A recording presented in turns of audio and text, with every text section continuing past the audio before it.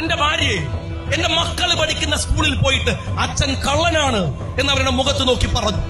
എന്തെല്ലാം പീഡനങ്ങൾ! രാവിലെ 7 മണിക്ക് ഭാര്യയെ കൊണ്ടുപോയി രാത്രി 12:30 മണി വരെ ചോദ്യം ചെയ്യാനെന്ന പേരിൽ നിങ്ങൾ ED ഓഫീസിൽ പൂട്ടിയിട്ടു. എന്തെല്ലാം പീഡനങ്ങൾ!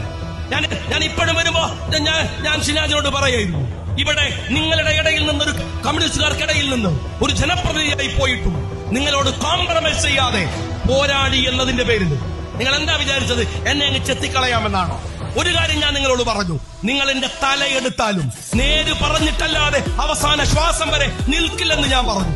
ഞാൻ പൊരുതിട്ട് ജയിച്ചതാണ്. എന്റെ പാർട്ടിയോട് ഞാൻ 10 റുപ്യ വാങ്ങിയിട്ടില്ല. അറിയോ നിങ്ങള്? ഇതാ നേതാക്കന്മാര് പറയലുണ്ട്.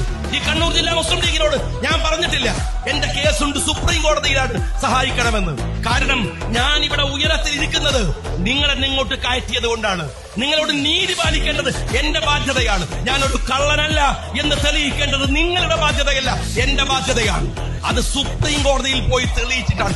എടോ കള്ള കമ്മ്യൂണിസ്റ്റുകാരാ, നിന്റെ നേതാവ് പിണറായിന്റെ കേസ് മാറ്റിവെച്ച് നിങ്ങൾ തിത്തോ കളിക്കുമ്പോ വിധി വാങ്ങി വന്നിട്ടാണ് ആൺകുട്ടിയെ പോലെ നിന്റെ മുമ്പിൽ ഞാൻ നിൽക്കുന്നത്.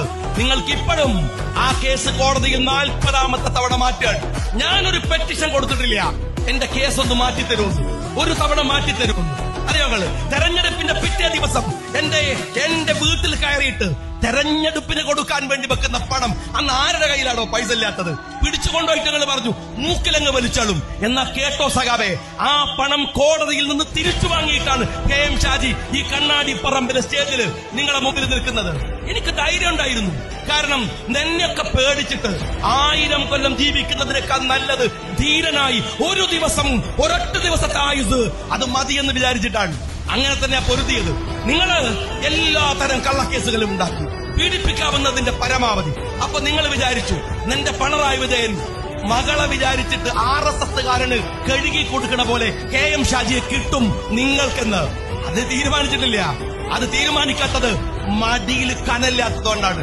നിന്റെ മടിയിലല്ല, നിന്റെ ദേഹത്ത് മുഴുവൻ കനമല്ല, അഴിമതിയുടെ പണ്ടാരം ദേഹത്ത് തടിച്ചുകൂടിയിട്ടുണ്ട്. അതിന്റെ ഫലം